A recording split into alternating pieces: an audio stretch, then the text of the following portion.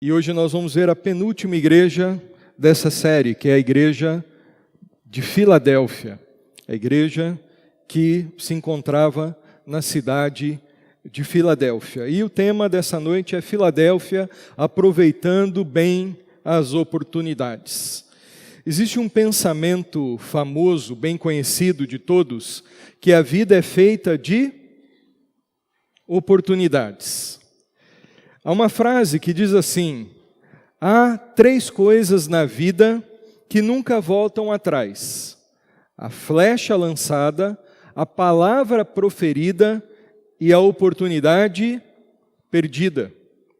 Muitos estão esperando oportunidades para mudar de vida, talvez na vida profissional.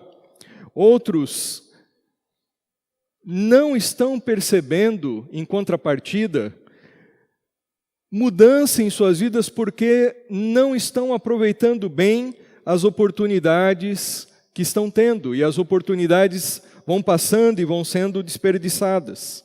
E nós veremos que no reino de Deus é a mesma coisa.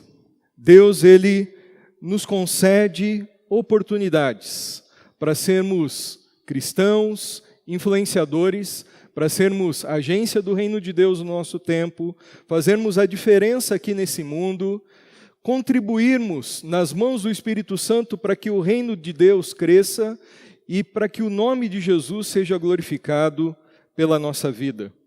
Mas antes de nós expormos o sermão, nós vamos ler o texto base, que é Apocalipse capítulo 3, a partir do versículo 7, acompanhe com atenção até o versículo 13.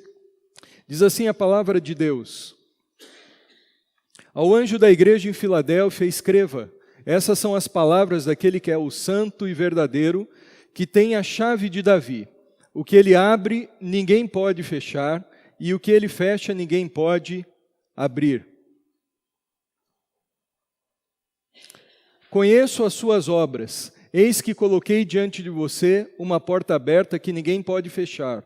Sei que você tem pouca força, mas guardou a minha palavra e não negou o meu nome.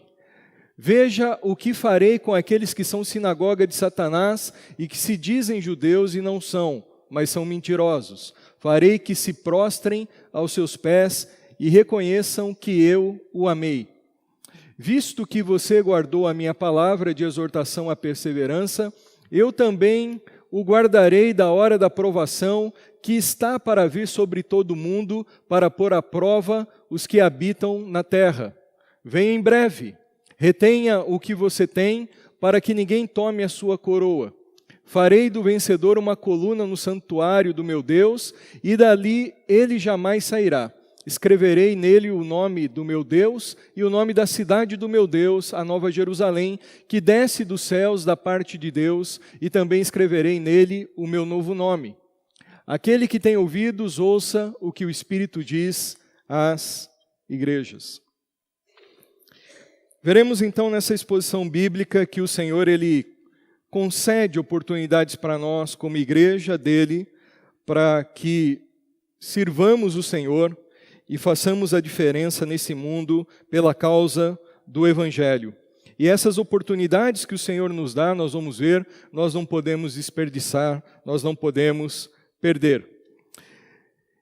Antes de nós falarmos sobre oportunidades, é bem na verdade que no final desse ponto eu vou aplicar na relação de oportunidade, mas eu queria falar sobre a apresentação que Jesus faz de si mesmo nessa carta a essa igreja.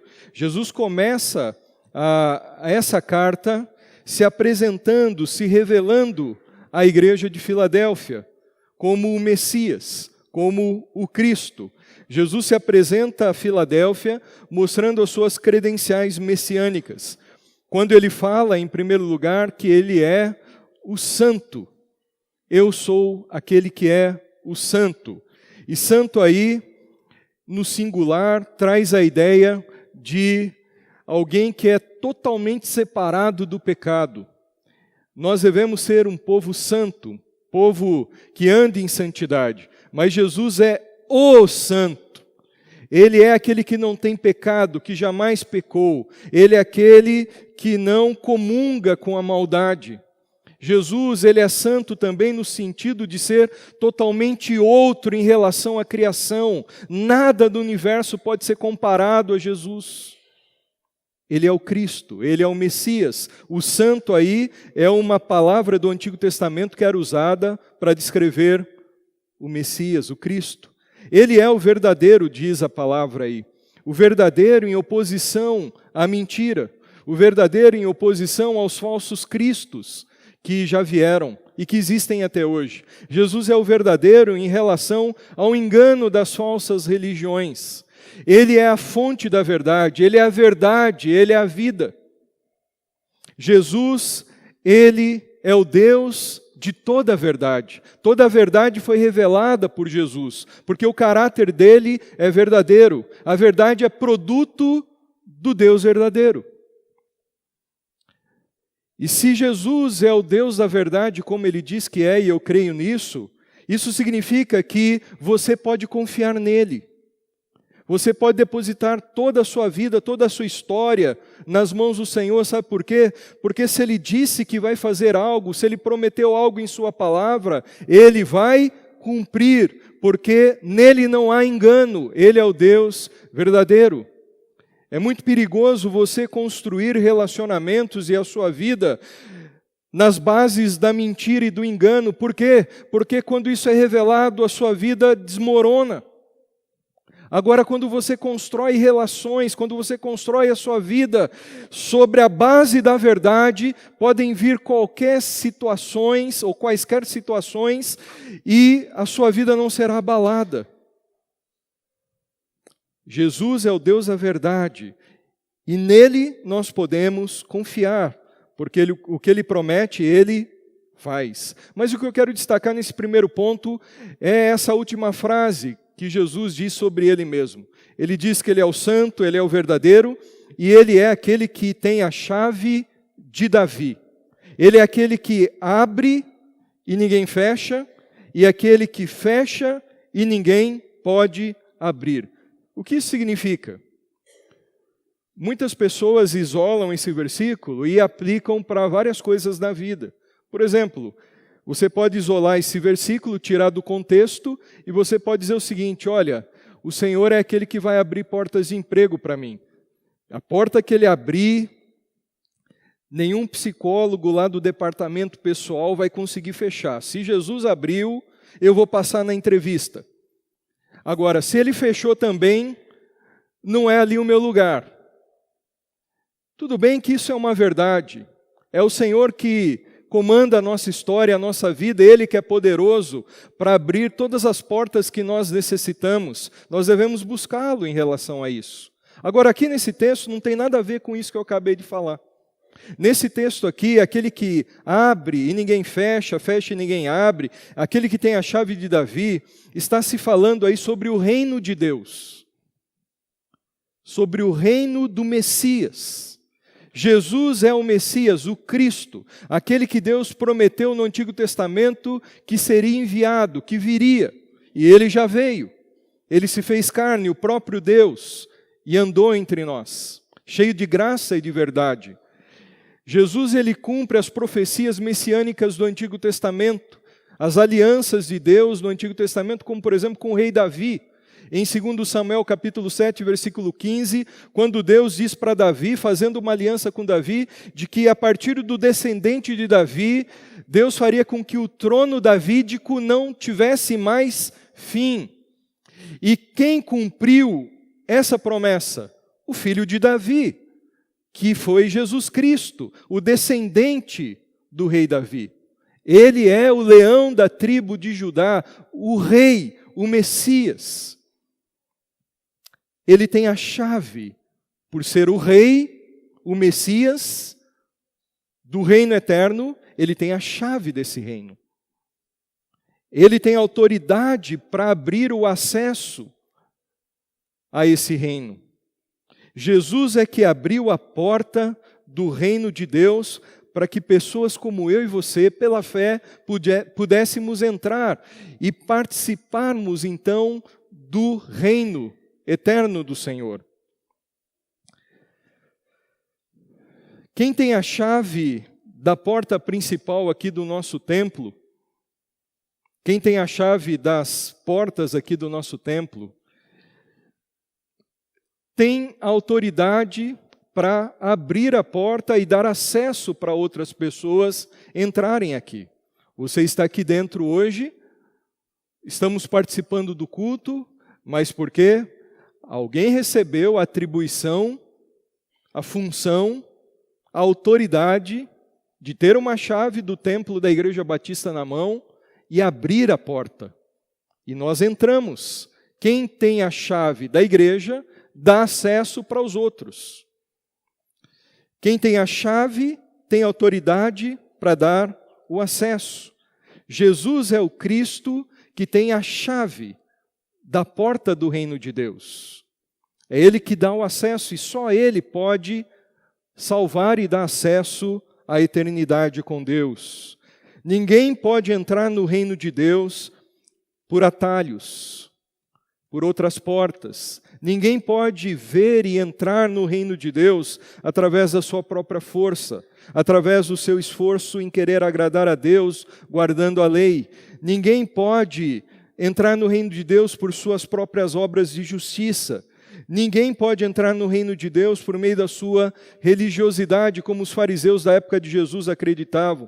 Ninguém pode entrar no reino de Deus por ter nascido numa raça específica, como os judeus acreditavam que eles pudessem então ter acesso ao reino de Deus simplesmente por eles serem filhos na carne ou no sangue de Abraão, o pai do povo judeu. Ninguém pode ter acesso ao reino de Deus simplesmente por pertencer a uma igreja evangélica ou por ter sido batizado nas águas. O acesso no reino de Deus é através de Jesus Cristo. É Ele que dá esse acesso. Não existe outra forma de sermos salvos. Não há redenção sem Jesus. E caso você ainda não tenha crido e confessado Jesus como seu único, suficiente Salvador e Senhor, não deixe essa oportunidade passar. A porta do reino está escancarada. O Messias abriu essa porta. E Ele convida a todos quantos querem crer nele. Aproveite hoje essa oportunidade de ter a Cristo como Salvador e entrar no reino do Senhor, pois ainda a porta está aberta, a oportunidade de salvação está vigente, mas um dia, quando o Senhor Jesus Cristo retornar como Rei glorioso, cheio de majestade nas nuvens dos céus, para reinar soberanamente e eternamente, consumar o seu reino, aí a porta vai se fechar. E quem ficar do lado de fora do reino, sofrerá dor, choro, pranto e ranger de dentes, como diz as Escrituras. Esse é o tempo da graça da salvação. Perder uma oportunidade de emprego, de negócio, é triste. Talvez vários de vocês poderiam lamentar nessa noite alguma oportunidade que foi perdida ou desperdiçada por alguma razão, de algum negócio, por exemplo. Outros poderiam lamentar de alguma oportunidade de ter namorado alguém, se casado com alguém, e essa oportunidade passou, essa pessoa casou com outra pessoa, enfim, não volta mais. Agora eu vou dizer para você o que é mais triste. Os jovens estão dando risada lá em cima, né? Agora que eles vão ficar ali frenéticos, né, e não perder a oportunidade. Perder essas oportunidades pode ser algo muito triste. Mas perder a oportunidade de entrar no reino de Deus é a maior tragédia que pode acontecer com um ser humano. Porque ficar de fora do reino de Deus significa condenação eterna, inferno eterno. E entrar no reino de Deus significa desfrutar da eternidade com Cristo e das riquezas gloriosas do Messias, que é o Rei desse reino e nos convida para entrarmos, para que um dia reinemos com Ele. Não desperdice a oportunidade de ter a Cristo como seu Salvador, como seu Senhor. Há uma história do grande evangelista Dwight Lyman Moody, que pregou o Evangelho de uma forma muito bem sucedida para muita gente. Há histórias aí que relatam que Moody foi usado por Deus numa época que não tinha internet para levar mais de 500 mil pessoas a confessar a Jesus como Salvador. Moody, por um tempo, ele pastoreou na cidade de Chicago, nos Estados Unidos. E ele, então, numa noite, pregando o seu sermão, ele disse o seguinte para a igreja onde ele pastoreava: irmãos, vocês devem se arrepender dos seus pecados, ou aqueles que ainda não fizeram isso, devem hoje confessar a Cristo como Salvador. E aí, lá no final do seu sermão, Moody então mudou um pouco ali a tônica, a linha do seu sermão, e ele disse o seguinte: olha, se você não quer fazer a decisão hoje, não tem problema. Você então, durante a semana, você vai para a sua casa e você reflete, você pensa acerca da sua vida com Deus. E faz lá a sua decisão, ou volta aqui domingo que vem e toma a sua decisão aqui domingo que vem ao lado de Cristo. E o que aconteceu? Naquela mesma noite em Chicago, houve um grande incêndio. E o incêndio de 1871, que destruiu a cidade americana de Chicago completamente. E muitas daquelas pessoas que estavam no culto naquela noite, e que não tinham tomado ainda a decisão de entrar no reino, de crerem em Cristo, porque talvez achavam que era uma decisão muito cedo de se tomar. Talvez pensassem que havia ainda muito tempo pela frente. Muitas pessoas morreram naquele incêndio. Antes de confessar a Cristo como Salvador.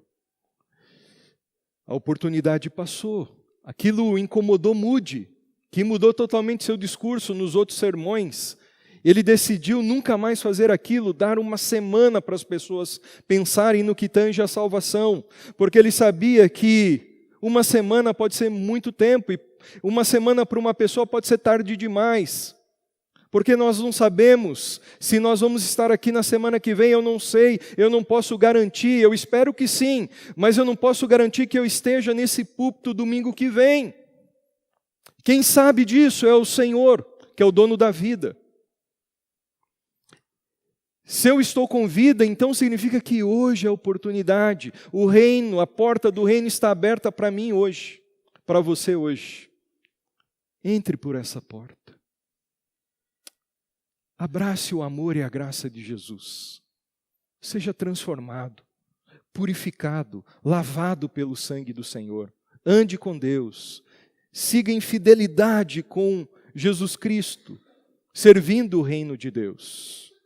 Não desperdice a oportunidade das oportunidades, que é receber a Jesus e entrar no reino do Senhor. Hoje a porta está aberta. Entre nela. Agora, avançando no nosso sermão, nós vemos aí, depois de Jesus se apresentar como o Messias, aquele que é o santo, aquele que é o verdadeiro e aquele que tem a chave de Davi, que abre a porta do reino e ninguém pode fechar, e ele vai fechar um dia e ninguém mais vai poder abrir. Não adianta, como quando a porta da arca de Noé foi fechada, ninguém mais conseguiu entrar ali. Dentro da arca, salvação. Fora da arca, condenação. Da mesma forma, um dia o Senhor vai fechar a porta do seu reino. Não fique de fora. Agora o Senhor, depois de dizer que é o Messias e que abriu acesso ao seu reino, Ele fala àquela igreja dizendo: eu conheço as obras de vocês. Conheço as obras de vocês. Jesus, Ele sempre conhece as obras do seu povo, das suas igrejas. E dependendo do que Ele enxerga na vida do seu povo, Ele vai aprovar aquelas obras ou Ele vai reprovar. É o que nós vemos aqui nas 7 cartas de Jesus às igrejas do Apocalipse. No caso da igreja de Filadélfia, que nós estamos estudando hoje, e da igreja de Esmirna, que nós já estudamos, foi a segunda carta, Jesus olhou para as obras daquelas duas igrejas e só encontrou razões para elogiar. Jesus, ele aprovou 100% a vida daquelas duas igrejas. Não que eram perfeitos, não que eram já pessoas totalmente ali, 100% transformadas, mas eram igrejas saudáveis, igrejas fiéis. As outras 5 igrejas da Ásia Menor, dentre as 7, Jesus sempre pontuou alguma razão de reprovar ou de reprovação. Aqui nessa igreja nós vemos Jesus apenas elogiando e nunca censurando aquela igreja, o que significa que nós podemos aprender muito com a igreja de Filadélfia, porque era uma igreja leal a Jesus Cristo, e nós queremos ser também uma igreja fiel ao Senhor. Era uma igreja que Jesus olhou para as obras daquela igreja, e obras aí não significa simplesmente obras de caridade, dar uma cesta básica ou ajudar alguém financeiramente, envolve isso também, mas quando nós olhamos para obras na Bíblia, transcende o simples fato da caridade, significa também conduta, como nós andamos, como nós vivemos, quais são as nossas escolhas morais, como tem sido a nossa vida no dia a dia, como tem sido o nosso serviço no reino de Deus. Jesus olhou para as obras daquela igreja e elogiou aquela igreja e aprovou a conduta daquela igreja em Filadélfia. Quando Jesus diz que ele conhecia as obras daquela igreja, e no versículo 8 ele diz que colocou diante daquela igreja uma porta aberta que ninguém podia fechar. Sei que você tem pouca força, mas guardou a minha palavra e não negou meu nome. Essa ideia aí de porta aberta, eu coloquei diante de ti uma porta aberta, diz um pouquinho sobre quais eram as obras que Jesus olhou para aquela igreja e se agradou ao ver aquela igreja e aprovou naquela igreja. As obras daquela igreja têm muito a ver, sabe com o quê? Com evangelização. A maioria dos comentaristas bíblicos, a maioria dos comentaristas do livro de Apocalipse, os teólogos, eles dizem que a porta aberta aí do versículo 8 significa oportunidade que o Senhor Jesus estava dando para aquela igreja em Filadélfia de falar, de compartilhar do seu evangelho com as pessoas perdidas tanto da cidade de Filadélfia como também da região ali na Ásia Menor. Então era uma igreja missional, era uma igreja comprometida com a missão de Jesus. Era uma igreja que agradava o Senhor porque Jesus deu uma missão para a igreja dele de avançar no reino de Deus e levar a semente do evangelho, e aquela era uma igreja então que estava 100% comprometida com essa missão. Essa obra daquela igreja de evangelização agradou o coração de Jesus. E no plano do Senhor, cada igreja local deve assumir o seu papel e responsabilidade pela divulgação do evangelho no meio na qual ela está plantada, seja aqui no nosso bairro, seja na cidade onde nós estamos, seja no nosso país, no nosso estado, e também a Bíblia diz que nós devemos levar o evangelho até os confins da terra. A igreja, a razão da igreja existir é para a glória de Deus, mas cumprindo a missão para que Deus seja exaltado. Nós estamos aqui e é muito bom nós nos reunirmos aos domingos na nossa igreja, ou nos outros dias da semana. É bom cantarmos louvores, estarmos em comunhão, isso é muito importante para nós e agrada o coração do Senhor. Mas nós não somos igreja apenas aqui aos domingos, nesse ajuntamento. Nós somos igreja também quando nós estamos lá fora, espalhados no nosso dia a dia. Aqui, nós nos reunimos, nós nos ajuntamos para adoração. É aquilo que a teologia chama da missão doxológica da igreja. A igreja vive para a glória de Deus. E adorar significa glorificar o nome do Senhor. Mas a igreja também tem o seu papel missional, que é no dia a dia, lá fora com as pessoas que não conhecem a Cristo. Nós não sabemos, olhando para o texto, porque o texto não nos dá pistas, não sabemos, não podemos afirmar qual é a porta, ou qual foi a porta aberta, qual foi a oportunidade de evangelização que Deus deu para a igreja que estava na cidade de Filadélfia. Mas o fato é que aquela igreja não negou o nome de Jesus, aquela igreja testemunhou, aquela igreja viu uma porta aberta para falar do amor de Deus, e ela então fez a diferença. O que nós devemos fazer também como igreja em Araras, no século 21, em relação à evangelização. E pensando nessa questão de o Senhor é que nos abre oportunidades de falarmos do amor dele, nós vamos pensar nisso. O Senhor abre portas, concede oportunidades para nós como igreja, para que o reino dele cresça através da propagação do evangelho, da conversão de pessoas. O Senhor Jesus, ele é o Deus que dá as oportunidades para a igreja. A igreja ela não precisa ficar desesperada, batendo em portas aqui e ali. Nós só devemos perceber quais são as portas, as oportunidades que o Senhor quer nos abrir, já está abrindo para que a igreja alcance pessoas para Cristo e o reino de Deus cresça. É o Senhor que abre a porta da evangelização de acordo com seus propósitos soberanos, a fim de que os seus eleitos sejam recolhidos em toda a terra e ajuntados no seu reino eterno.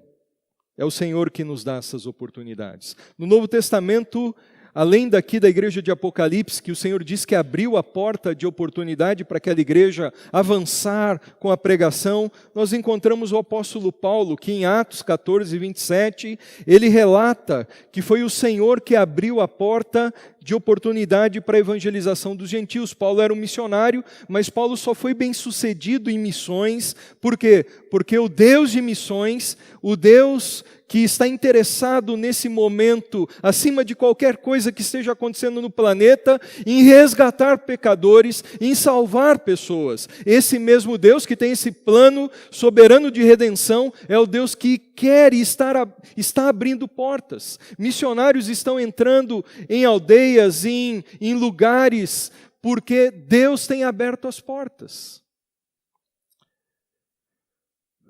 Em 2 Coríntios 2,12, Paulo diz que quando ele chegou em Troade para pregar o Evangelho de Cristo, ele viu ali que o Senhor tinha aberto para ele uma grande porta. Foi o Senhor que abriu a oportunidade para Paulo, é o Senhor que abre a oportunidade para nós falarmos de Jesus, é o Senhor que abriu a porta de oportunidade para Filadélfia, aquela igreja, ser uma bênção naquela cidade que levava o nome ali de Filadélfia. E é o Senhor que vai abrir portas para nós aqui em Araras. E quando eu digo portas e oportunidades para a evangelização, eu digo tanto no sentido individual como no sentido coletivo.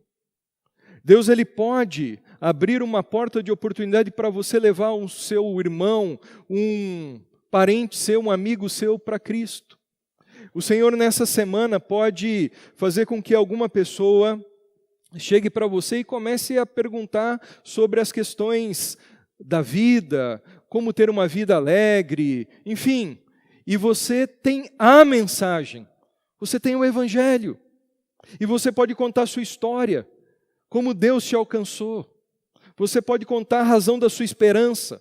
Você pode contar sobre o plano da salvação. E você ser usado por Deus para alcançar uma vida. As oportunidades, elas são individuais, e quando elas são individuais, eu sou responsável por aproveitar essas oportunidades. E quando eu as desperdiço, por vergonha, timidez, medo, acomodação, incredulidade, eu sou responsável por isso. Agora, as oportunidades podem ser também coletivas, para a igreja como um todo. Começarmos um trabalho num bairro, um trabalho missionário, como nós já temos aqui, lá no Parque das Árvores. Ali foi uma porta que Deus abriu para que crianças recebessem o Evangelho, e nós vemos aqui crianças que cresceram lá do projeto, batizei crianças agora, que já são adolescentes, no último batismo, frutos da evangelização ali no nosso ponto de pregação. Oportunidade de evangelização, porta aberta através do esporte, como nós temos o trabalho missionário lá no Versalhes. Jovens da nossa igreja levando o evangelho ali. Oportunidades e oportunidades que o Senhor pode nos dar. Oportunidades coletivas e individuais. Deus, Ele pode nos dar uma porta aberta, e eu estou esperando isso com grande expectativa, de um grande sonho que Deus tem colocado no nosso coração, de começarmos aqui na nossa igreja, na nossa estrutura, uma escola cristã, um colégio batista, uma escola confessional, uma escola que não só ensina matemática, física, história, geografia, português, inglês, mas também que tenha liberdade, respaldado pela lei, pela Constituição, de pregar e ensinar sobre a Bíblia, sobre o Evangelho. E eu estive juntamente com os irmãos essa semana passada fazendo um curso sobre isso e ouvindo algumas histórias. Ouvi uma diretora de uma escola do Mackenzie, lá em São Paulo, em Alphaville, com 3.500 alunos, e ela relatou ali histórias impressionantes, como o Evangelho tem feito a diferença dentro de uma escola. E nós temos, parece que tudo aqui, para começarmos também, e isso ser um diferencial na nossa vida, na nossa igreja e na nossa cidade. Não esperarmos apenas das iniciativas políticas, mas como agência do reino de Deus, entendendo o nosso papel, a nossa responsabilidade nesse tempo e na nossa cidade, aproveitarmos bem a porta que o Senhor nos abre. Porque o tempo passa. E as oportunidades passam com o tempo. Duas considerações sobre oportunidades e adversidades. As oportunidades podem surgir nas adversidades. Quando nós falamos de oportunidades, seja na vida, num negócio, muita gente começou negócios aí, rentáveis, muito lucrativos, numa necessidade que surgiu. Perdeu um emprego, e aí descobriu um talento, descobriu lá uma área, foi atrás, enfim, que não era a área que habitualmente se dominava, e aí, no meio da necessidade, a criatividade, Deus iluminou, e na necessidade foi vista ali uma oportunidade de crescer. No reino de Deus é a mesma coisa. As oportunidades, as portas abertas para nós avançarmos na evangelização, para que o reino cresça, muitas delas surgem nas necessidades das pessoas lá fora. As grandes agências missionárias começaram por conta de necessidades que estavam ali vigentes na sociedade. Foram homens, mulheres que olharam, perceberam no meio do caos, no meio da necessidade, opa, aqui tem uma porta aberta, aqui não é só uma necessidade, não vamos só ficar reclamando, só lamentando, ali no meio daquela necessidade, uma oportunidade para que o reino de Deus brilhe ali. A Cristolândia começou como? Onde que é a Cristolândia, irmãos? Na Cracolândia. Olha que maravilha. Você anda na Cracolândia, você vê homens ali destruídos. Mulheres, adolescentes, jovens, tem de tudo ali. Tem desde comandante de aviação, médicos, advogados, doutores e também pessoas de baixa renda. Eles estão lá destruídos pelas drogas, como zumbis. Sabe onde é a Cracolândia? Em frente da primeira igreja batista de São Paulo. Você já imaginou aqui na nossa igreja, você sair do culto e ter uma Cracolândia ali, do lado de lá, da rua? É assim lá. E foi aquela igreja que, por hora incomodada com aqueles homens, aquelas pessoas fazendo uma baderna lá fora e sendo destruídas pelo crack. Foi aquela igreja que, por um tempo, só se incomodava porque não tinha lugar para estacionar o carro, era perigoso, tinha medo de ser assaltado, os crentes ali. Foi aquela igreja que viu naquela necessidade, naquele caos, uma porta aberta.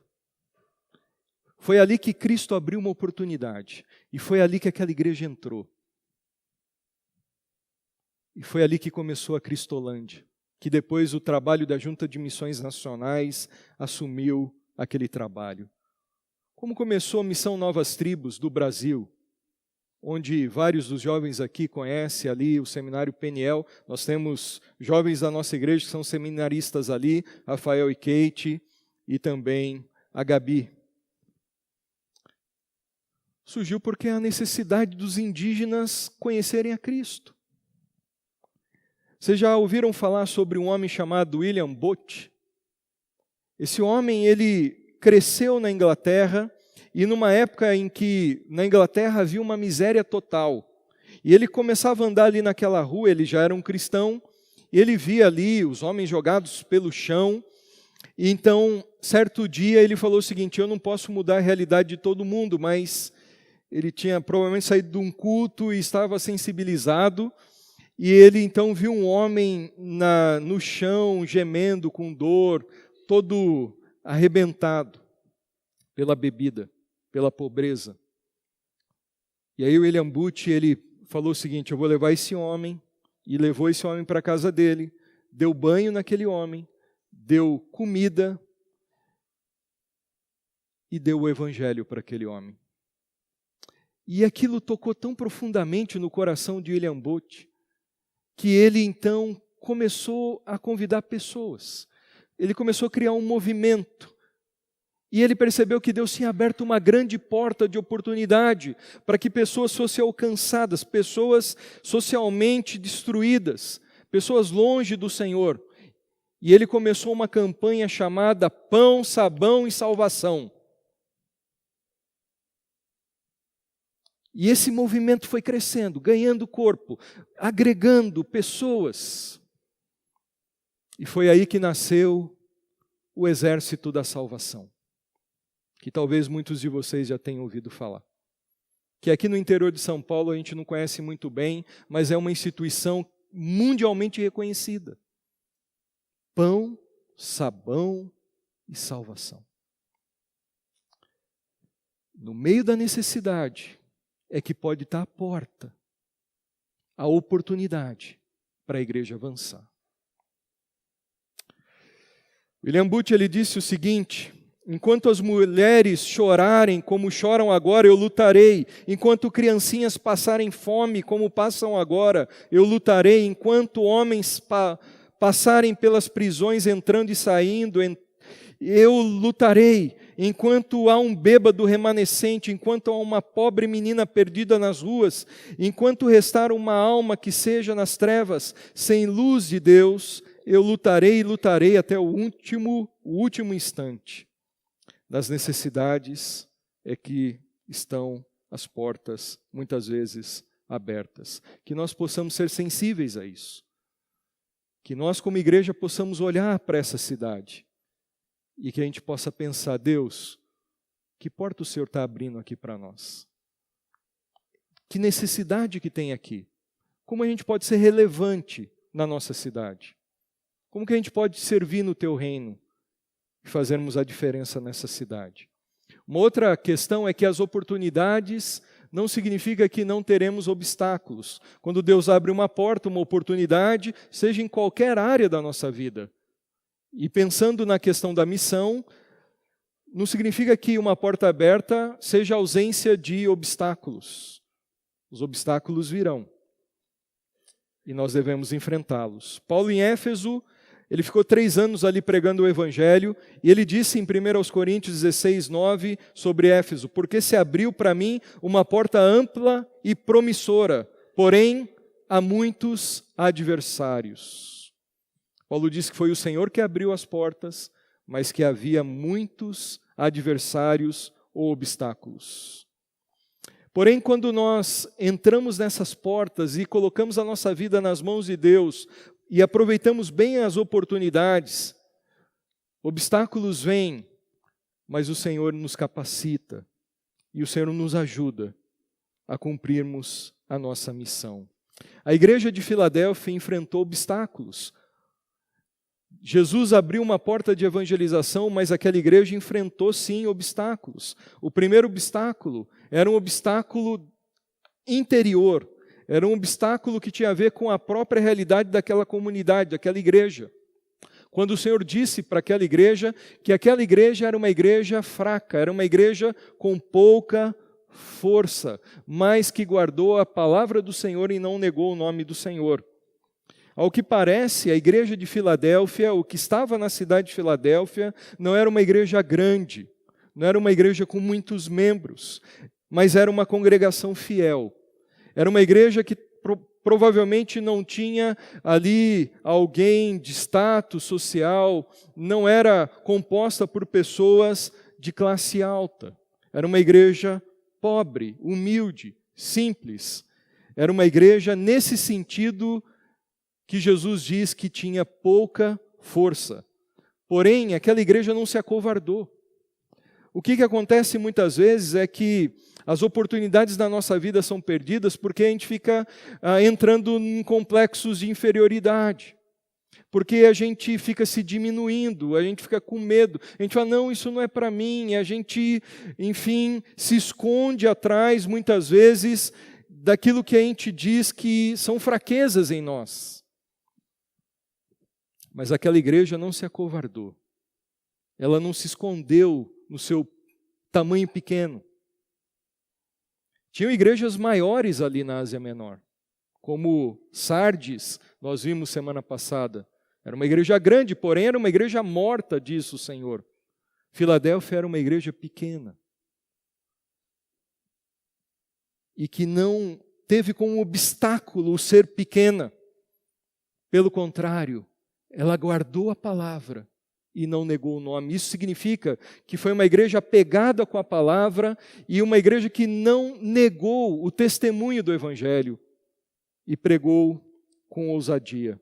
Um outro obstáculo daquela igreja, além de ser uma igreja fraca nesse sentido de uma igreja pequena, e o Senhor capacitou aquela igreja para que a obra do Senhor avançasse, e era uma igreja que provavelmente assim, o hino de Lutero, aquele hino Castelo Forte, poderia servir muito bem para representar aquela igreja considerada fraca. Quando Lutero ele escreveu Castelo Forte, ele disse que a nossa força nada faz, estamos sim perdidos, mas o Senhor socorro traz, vitória nos traz e somos protegidos. Ou aquele hino batista que eu cresci cantando esse hino quando diz, não é dos fortes a vitória, nem dos que correm melhor, mas dos sinceros e fiéis, como nos diz o Senhor.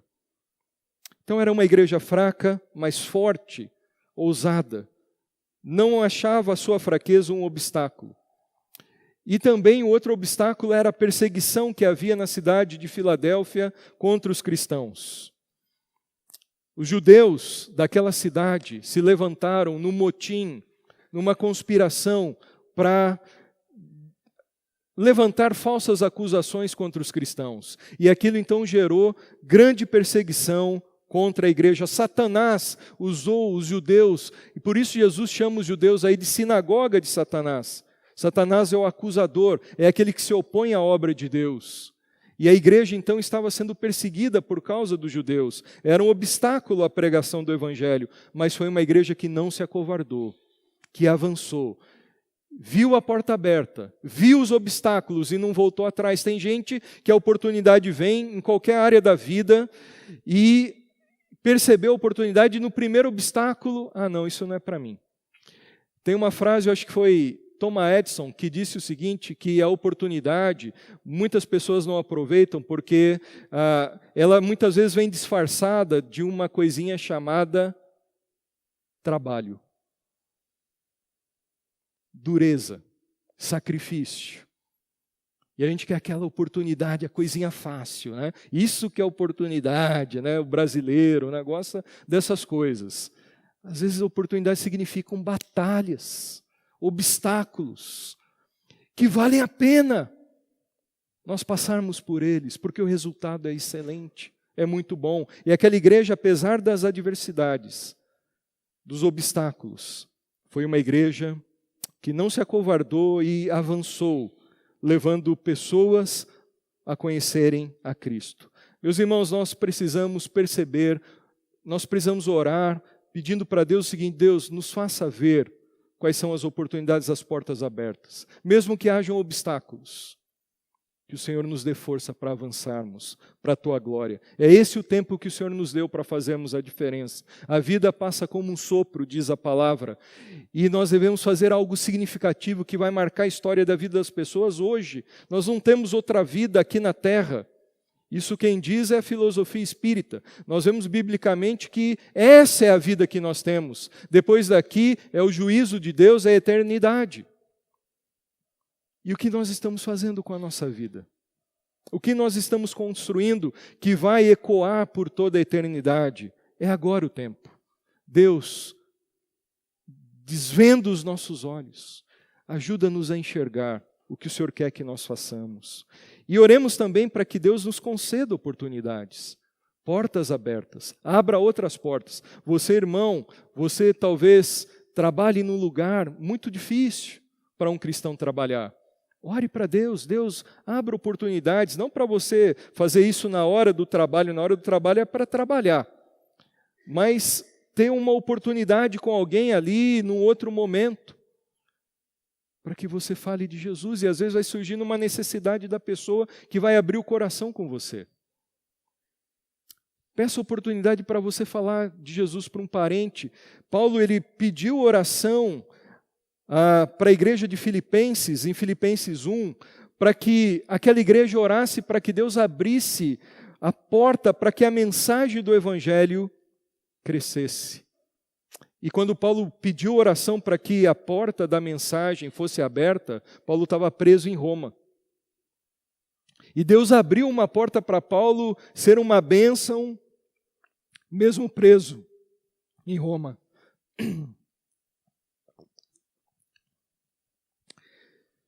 Porque Deus, ele providenciou que soldados de elite romanos fossem presos com Paulo e fizessem turnos.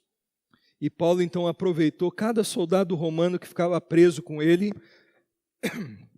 e evangelizou toda a guarda pretoriana, diz a palavra, que eram soldados de elite.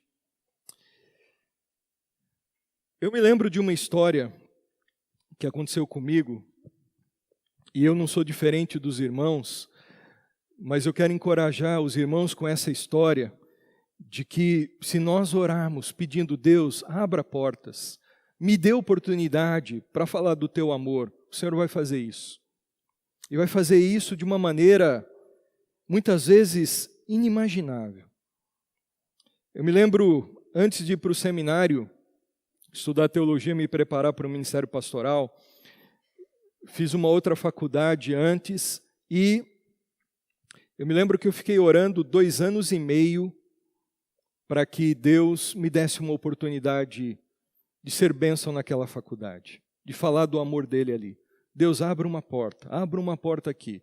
Contexto tão difícil ali de universitários que pareciam tão longe de Deus e não queriam saber de Deus, muitos deles, a maioria. E eu me lembro que depois de 2 anos e meio orando, um amigo meu, um colega, na verdade, da minha classe, chegou para mim e falou assim: olha, eu estou desesperado, porque a minha namorada disse que aceitou Jesus, recebeu Jesus e ela está diferente, ela está fazendo umas coisas diferentes, não quer fazer outras coisas mais, enfim. O que aconteceu com ela? Eu sei que você é cristão, eu quero pedir orientação para você.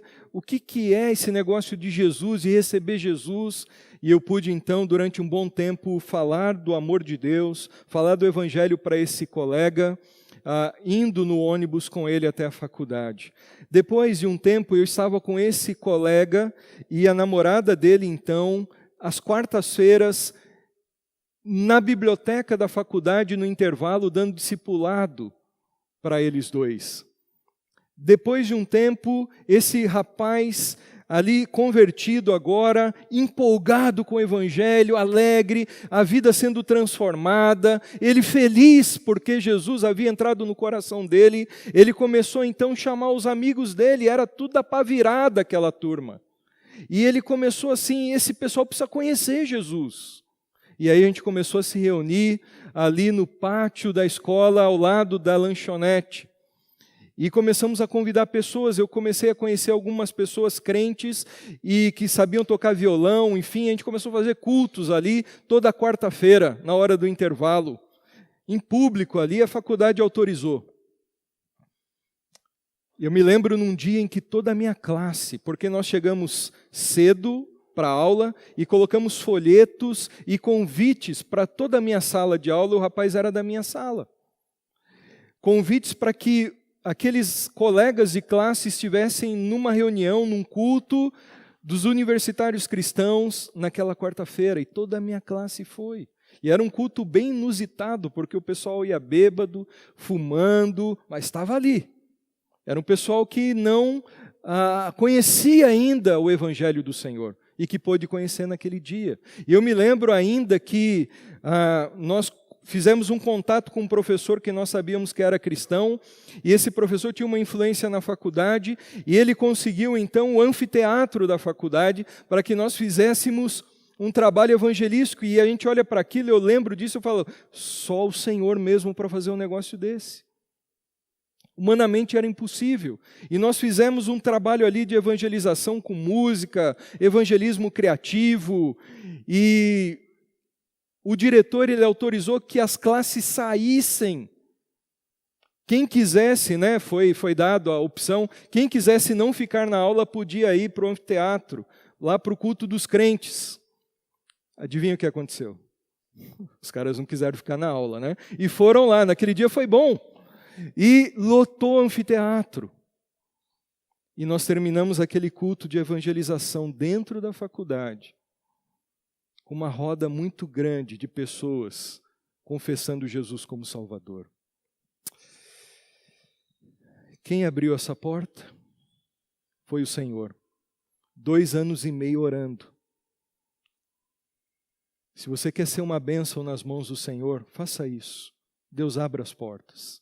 Me capacita a ser uma bênção. Abra as portas também para a igreja a avançar.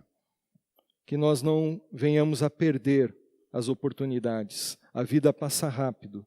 Nós devemos fazer a obra de Deus enquanto é dia, pois a noite vem quando ninguém mais poderá trabalhar, disse Jesus Cristo.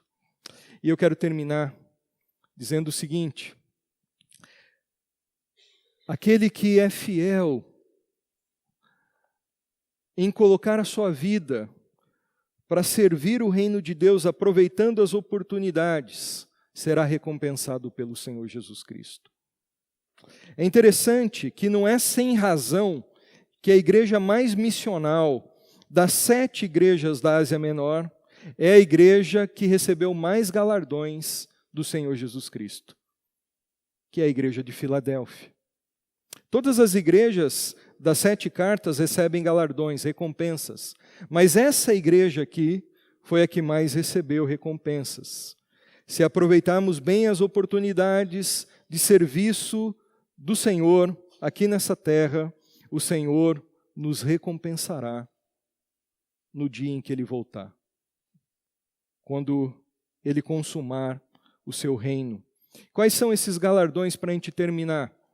Em primeiro lugar, um galardão de honra, uma recompensa que diz respeito à honra. O Senhor vai honrar aqueles que forem seus servos fiéis, nesse sentido que deram as suas vidas para que o reino crescesse. Quando ele diz aqui, no finalzinho, que ele faria com que os inimigos da igreja, no caso aqui eram os judeus ali de Filadélfia, se prostrassem aos pés da igreja e reconhecessem que o Senhor Jesus havia amado aquela igreja. A igreja de Filadélfia tinha os seus inimigos que se levantaram contra aquela igreja, que faziam oposição ao crescimento do reino. Mas Jesus diz: eu vou honrar vocês. Os seus inimigos hoje, aqueles que se opõem ao Evangelho, um dia terão que se prostrar. Um dia serão humilhados. Os que se exaltam hoje dizendo que não precisam de Deus, que não precisam do Evangelho e zombam do Evangelho de Cristo e da igreja, a noiva do Cordeiro, um dia estarão prostrados no chão, fazendo o quê? Reconhecendo que Jesus é o verdadeiro Messias. Jesus é quem a Bíblia diz que Ele é, o Deus que venceu e que virá, o Rei eterno, e que a igreja de Jesus é o povo que o Senhor amou e que o Senhor morreu naquela cruz para salvar. Não para a glória da igreja, mas para a glória de Jesus. Isso um dia vai acontecer. Um outro galardão tem a ver com livramento. Quando diz aí no texto que porque aquela igreja guardou a palavra e porque nós guardamos a palavra e somos fiéis, o Senhor vai guardar esses que são fiéis, que guardam a sua palavra hoje e que são bênção hoje, o Senhor vai guardar da hora da provação que virá sobre toda a terra, sobre todo o mundo. E aí esse termo significa a grande tribulação. Quem estuda escatologia é a doutrina do final dos tempos, sabe o que significa essa expressão, a grande tribulação, que é aquele momento que o livro de Apocalipse diz que são 7 anos que virão sobre a terra, e então virá o anticristo, e ele vai dominar sobre tudo, e os 7 selos, as 7 trombetas, as 7 taças serão lançadas aqui, e são expressões da ira de Deus, do juízo de Deus, e essa terra virará um caos, cataclismos, catástrofes, terremotos, enfim, é um período de tribulação que nunca houve antes na terra. Aqueles que andarem com o Senhor e guardarem a palavra do Senhor hoje, serão guardados desse tempo que virá sobre a terra. O período da grande tribulação. Por quê? Serão retirados, serão arrebatados, estarão com o Cordeiro. É interessante que João ele diz aí que o Senhor não vai livrar na hora da provação, ou seja, na grande tribulação, a igreja passando pela grande tribulação e o Senhor livrando a igreja ali, até porque o livro de Apocalipse diz que o anticristo vai matar um monte de gente nesse tempo que não se curvar diante da sua estátua. Mas diz o texto que o Senhor vai guardar da hora da provação, da grande tribulação. E é interessante que se você fizer uma análise de texto, você vai ver que do capítulo 1 até o capítulo 3 de Apocalipse, você vai ver muitas vezes a palavra igreja acontecendo ali. E do capítulo 4 até o capítulo 18, que é o período onde a grande tribulação está instalada no mundo, você não vê uma vez a palavra igreja. Você vai ver no capítulo 19, quando Jesus vem e acontece ali então a entrada do povo de Deus no milênio, no reino do Senhor Jesus Cristo. O que significa que a igreja, eu creio, não estará aqui na hora da grande tribulação. E o arrebatamento é iminente, no abrir e fechar de olhos. Devemos estar hoje preparados, salvos e andando com o Senhor. Ele nos livrará da grande tribulação. E por último, o Senhor fará de nós uma coluna no seu santuário. Escreverá o nome dele, o nome de Jesus e o nome da cidade santa em nós. O que isso significa? Concluindo aqui, fechando o nosso sermão. A cidade de Filadélfia, a cidade na qual aquela igreja estava inserida, era uma cidade onde havia muita incidência de terremotos. Era uma cidade que estava entre placas tectônicas, então havia ali muitos abalos sísmicos naquela região. E naquele tempo, um pouco antes, houve um grande terremoto que destruiu várias cidades, inclusive muito da cidade de Filadélfia. Era comum, por relatos históricos, você entrar na casa de algum cidadão de Filadélfia naquele tempo e você vê as paredes trincadas por causa dos terremotos. Agora o Senhor Jesus Cristo, ele fala assim para aquela igreja que vivia na cidade dos terremotos, em instabilidade total. O vencedor, ele será estável. O vencedor estará junto de mim para sempre, como uma coluna. Talvez você já foi em alguma cidade antiga, onde tem ruínas. Eu tive a oportunidade que Deus me deu de ir para algumas cidades assim, da época do Império Romano, e ver ali cidades antiguíssimas, em ruínas. Mas uma coisa é destaque nessas ruínas. O quê? Colunas. Colunas enormes, ainda em pé.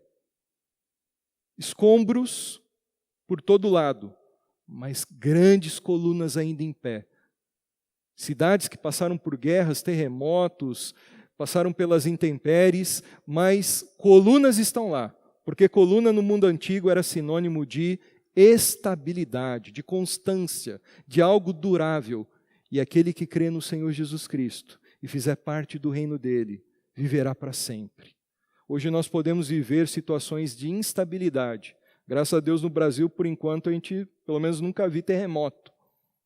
Mas às vezes nós temos outros terremotos, outras coisas que nos trazem instabilidade. Vivemos num país que hoje vive instabilidade política e econômica, mas nós devemos saber que um dia o Senhor fará de nós como colunas. Esse mundo vai passar, mas aqueles que pertencem ao Senhor durarão para sempre, estarão seguros na eternidade, na Nova Jerusalém, reinando com Cristo e glorificando o Senhor por todo o sempre. Amém? Sejamos fiéis, andemos com o Senhor, façamos a diferença nesse nosso tempo, aproveitemos bem as oportunidades, porque a vida passa e as oportunidades passam também com a vida. É hoje o tempo de fazermos a diferença. Hoje Deus quer usar a nossa igreja. Hoje Deus quer usar a sua vida. Ore por isso. Deus me usa, me ajude a aproveitar bem as oportunidades e que a sua vida seja uma vida que aproveite bem essas oportunidades, uma vida para a glória de Deus.